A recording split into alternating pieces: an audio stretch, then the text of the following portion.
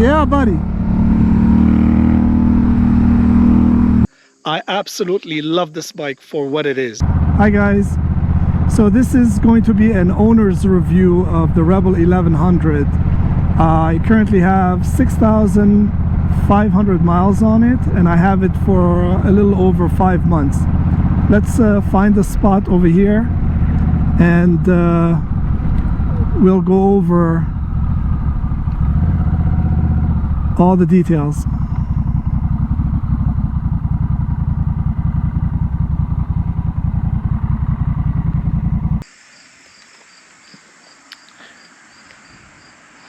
Let me preface by saying that I am biased because I absolutely love this bike. So if you're here for criticism of the Rebel 1100, you're not going to find much. I'll try to be as objective as possible, you guys. I will share the good and the bad. Having said that, this is my personal experience living with the Rebel for approximately 5 months and around 6,500 miles. I ride the bike for leisure, and my trips consist mainly of 200 to 300 mile day trips of about 10 hours each trip, once or twice a week. I've also done 2 multi-day trips totaling 2,500 miles over a 9-day period, so to speak. And my longest single day ride was 520 miles on the interstate. So what I plan on covering in this video is the mods and accessories that I currently have and what I plan on getting in the future. What this bike is, we'll also have a DCT segment to go over the DCT. We'll talk about the maintenance schedule, we'll talk about the cons, and also I'll plug in a ride demonstration showing you guys why I love this bike so much. Let's talk about the mods and accessories on the bike. We'll start from the front and work our way to the rear. So from the front, you'll see that what I've added is the Puig screen.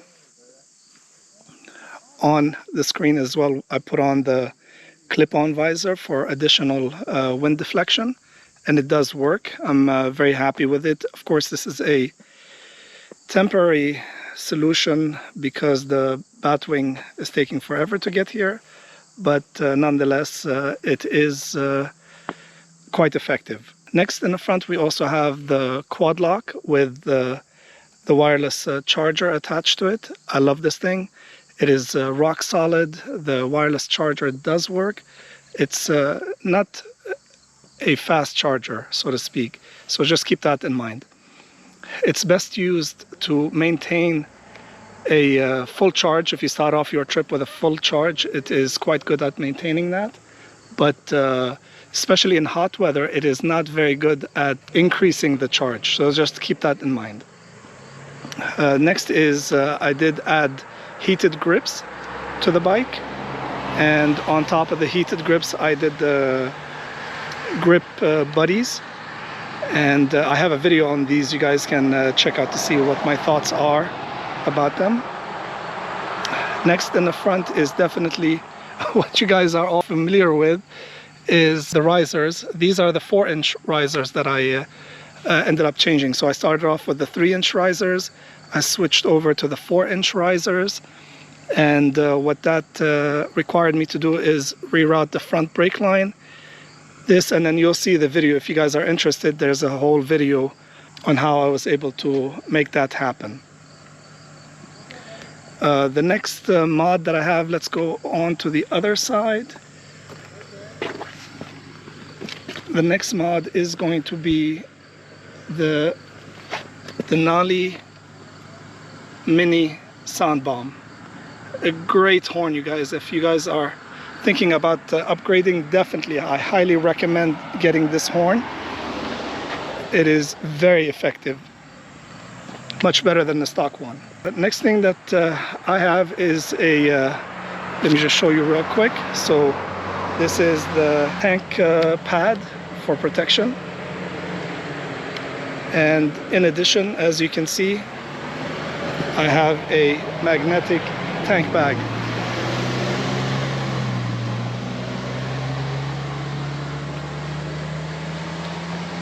The next mod that I did was, if you can see, the seat is actually shaved, it's reshaped. So I took it to a local shop, and he carved it up to fit my body better.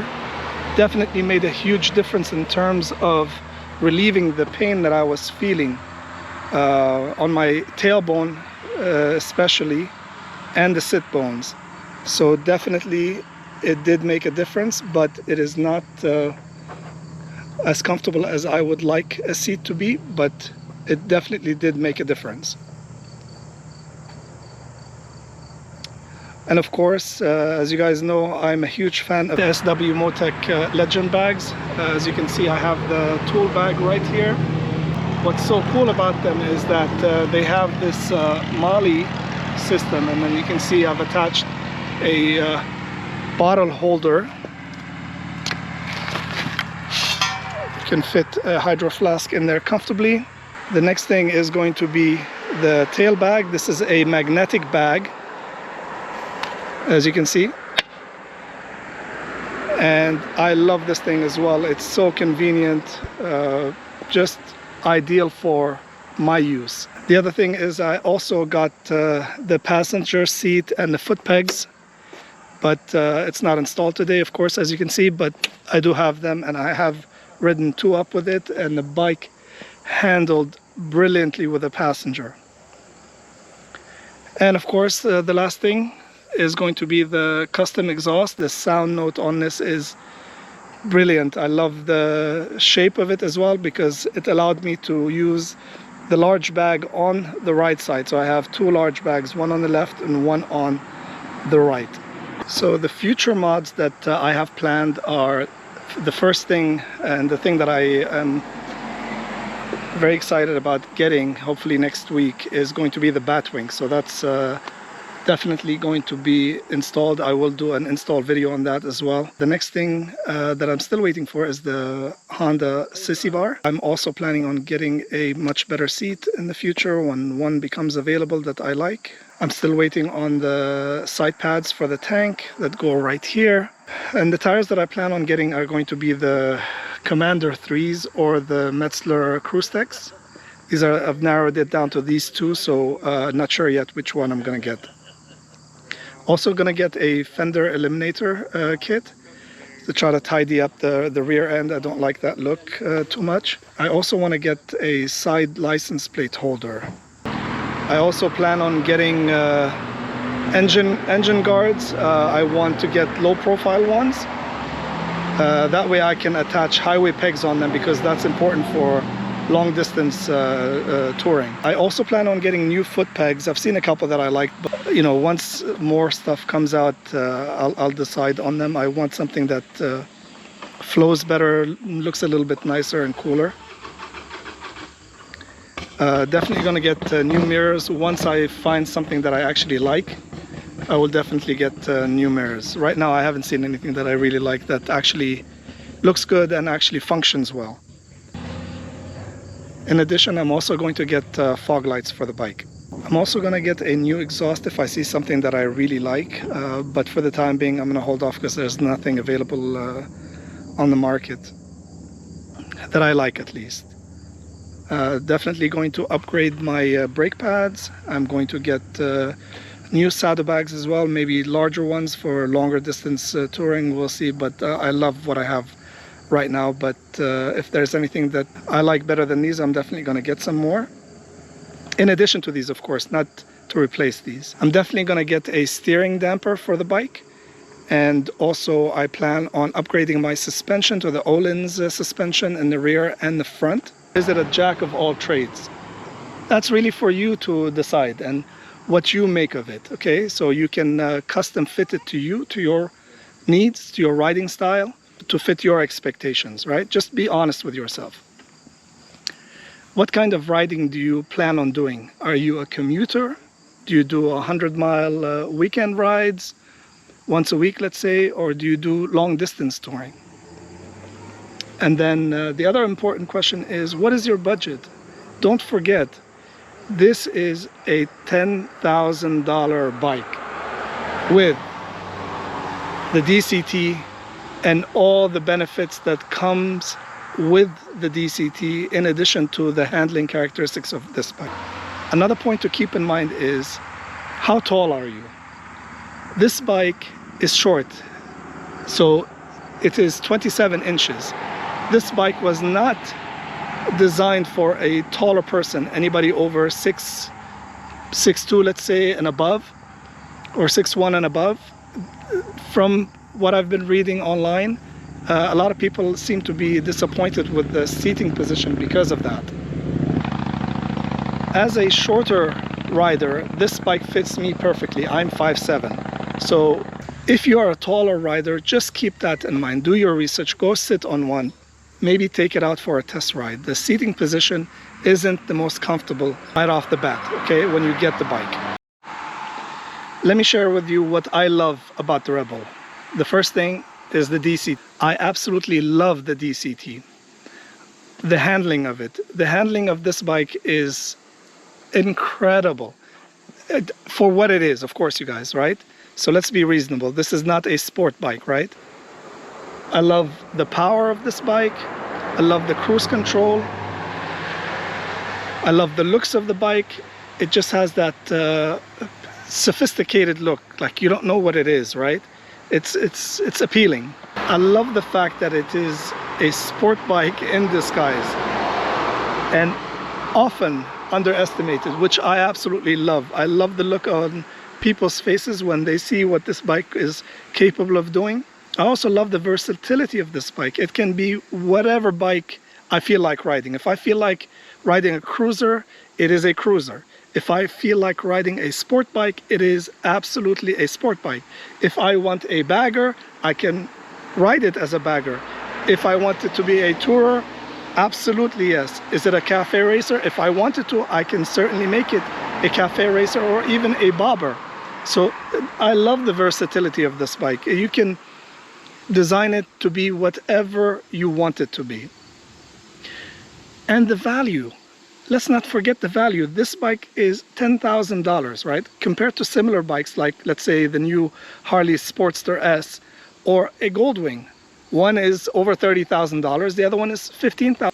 Another thing that I really like about this bike is the low seat height. It is the first bike that I ride that is with such a low seat height, and it is unbelievable how comfortable the riding experience becomes, especially in stop and go or low speed maneuvers in, let's say, parking lots or what have you. Being a shorter person, this is the first time that I ride a bike that's this low, and I absolutely love it. Another thing is the weight. The weight is so well balanced and it's so low to the ground that you barely feel it. It's unreal. Another thing that I really like about this bike is, surprisingly, the tires. The tires have performed incredibly well for me in my experience, and I'm, a relatively aggressive rider in the twisties, and I love the performance of them. They have not slipped on me or anything like that. And don't forget, it's got traction control, so you can't beat that. And another feature that I really like about this bike is the under seat storage. It is awesome because you can fit so many different things. So let's go over the DCT real quick, right? Simply put, it is an amazing technology that is years and years ahead of other manufacturers. The DCT is a performance transmission. Pay attention, you guys. It is a performance transmission. This is not what some people consider to be a scooter. This technology was developed in Formula One racing, if you're familiar with racing. So this is a performance-based transmission system. It is designed with one sole purpose: to shift faster, whether be it up or down. The awesome thing about the DCT transmission is that if you just want to take it easy and cruise and enjoy the scenery, with a click of a button, it's in automatic mode and it'll do the shifting for you. You don't have to worry about it. You don't have to stress about it. If you just want to relax, ride with one hand, for stop and go traffic, at traffic lights and so on and so forth. The DCT increases the comfort and enjoyment of riding immensely.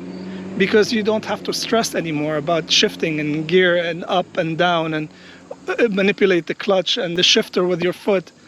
You just relax, enjoy. You look around, you enjoy the scenery, let the DCT do its thing. The DCT opened up motorcycle riding to a substantial segment of the population. A lot of people are not aware that there are many people that want to ride, that have a desire to ride for many, many years. Unfortunately, for many reasons, disabilities, amputees, they are unable to live our passion, you guys. They're unable to live the passion of riding a motorcycle right off the showroom floor from a dealership. There are a lot of people that suffer from carpal tunnel, and a lot of people that have medical conditions like arthritis that are able to ride. I've read some of the comments from owners of the DCT and what the DCT did for their personal lives. It opened up the world to them in a different way, you guys. You have to respect that. You have to appreciate that. You have to acknowledge that this technology is just brilliant for what it did to all these people that were unable to ride motorcycles. It opened up riding motorcycles to younger riders, first-time riders, to older riders. Let's talk about the maintenance schedule. So the first oil change is at 600 miles. The next oil change is at 8,000 miles, and then the one after that is at 16,000 miles. So every 8,000 miles you need to do an oil change, which is phenomenal. Basically, it's almost maintenance-free relative to other high-performance machines where you have to change the oil every 1,000 miles or so, some even less. And the chain maintenance is every 600 miles or so, clean and lube, and then just measure it to see if there's any slack that needs to be adjusted. Let's talk about the negatives real quick. The first negative is the lack of accessories and parts for this new bike. Yes, it is a new bike, I understand, and I appreciate that, but I'm only human, and it does get a little bit frustrating not having what you would like to get for the bike. The next con is the uncomfortable seat. the never-ending conversation regarding the seat. Yes, the seat is uncomfortable, at least for me. I'm hopeful that in the future they will come out with a much more comfortable seat. The next thing that is a con is the forward lean position and the reach for the bars. And that's why I added the 4-inch risers, which helped tremendously in my situation because I was suffering from back pain, and the risers took care of that for me. Another con that I've experienced, as well as others, is that at speeds over 85 miles an hour under hard acceleration and shifting, let's say, from lane to lane, it does exhibit a slight speed wobble. I do have a video posted on my channel. You can check it out just to see, for a visual at least, so that you guys know what I'm talking about when I say speed wobble. It is not a tank slapper. It is very subtle. So to sum up this review briefly, after having this bike for 6,500 miles in about 5 months, I absolutely love this bike for what it is and what it did for me. It brought me back to riding, to living my passion. Ever since I was a little kid, I've been in love with motorcycles. I stopped riding bikes for about 10 years. You know, life happens, and I gave up riding bikes. So it brought me back to riding. It brought me back to experiencing the things that I love. This is something that is near and dear to me. I love the views. I love traveling. I love going to remote areas. I love going to different towns and the adventure of it. This is what I love about the Rebel DCT. As you can see right now, I'm on cruise control, and it's going by itself. Now that we're up in the mountains, all we have to do is select manual, downshift, and now we are ready. We have a right and a left, downshift to fourth,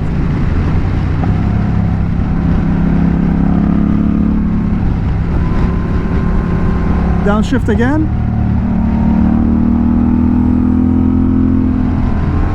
you see the performance? That's what I'm talking about. You see this, you guys?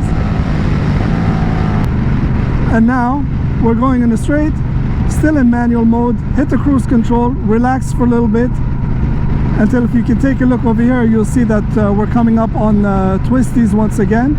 But I'm gonna relax, take it easy, enjoy the scenery, let the DCT and the cruise control do its thing.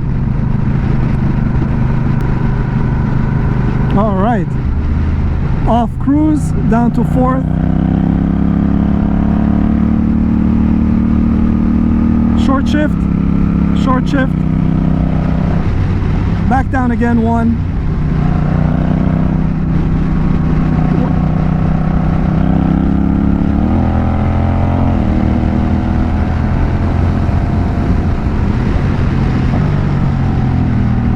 downshift with brakes, a little bit of trail braking.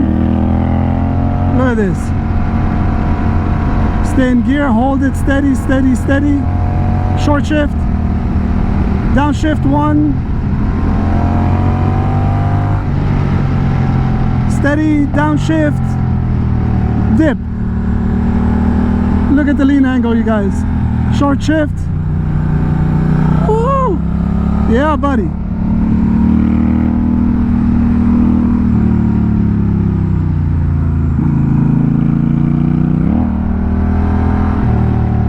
Downshift, you see this?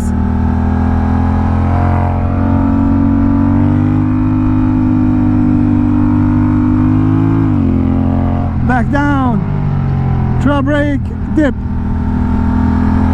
switch,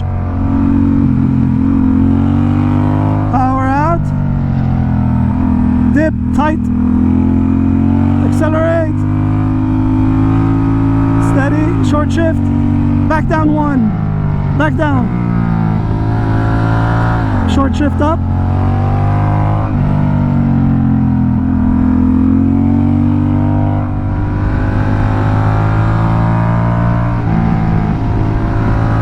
short shift,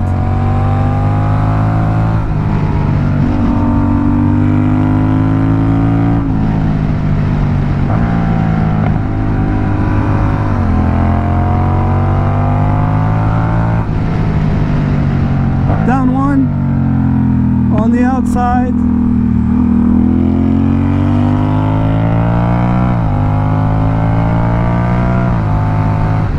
down, tuck in, tight left, dip, dip, dip, dip, power out, short shift,